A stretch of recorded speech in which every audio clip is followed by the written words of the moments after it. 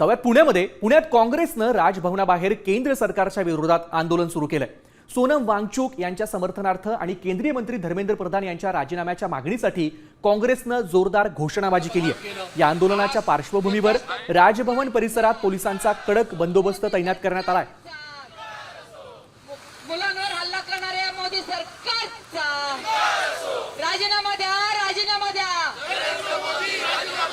राजीनामे नहीं चलेंगी, अरे नहीं चलेंगी, नहीं चलेंगी।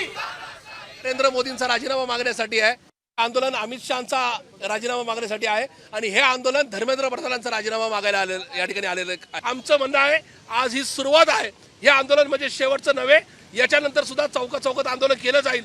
या शहरामध्ये ज्या मुख्यमंत्री आणि मंत्री येतील त्यांचे राजीनामा मागण्याकरता त्यांच्या गाड्या अडवल्या जातील, हा सरकारला आम्ही इशारा या ठिकाणी देऊ इच्छितो। प्रत्येक विद्यार्थ्याला हा मनामध्ये प्रश्न आहे की आपलं पुढे कसं होणार, आणि म्हणून त्यांनी सर्वांनीच जंतर मंतरवर जाण्याचा हा मार्ग पत्करलेला आहे। हजारोंच्या संख्येने त्या ठिकाणी विद्यार्थी आले, परंतु त्या ठिकाणी अमानुषपणाने लाठीचार्ज करण्यात आला आणि अतिशय क्रूरपणाने त्या ठिकाणी त्यांच्याशी वागणूक देण्यात आली त्यांना। याचा आम्ही या ठिकाणी निषेध व्यक्त करतो।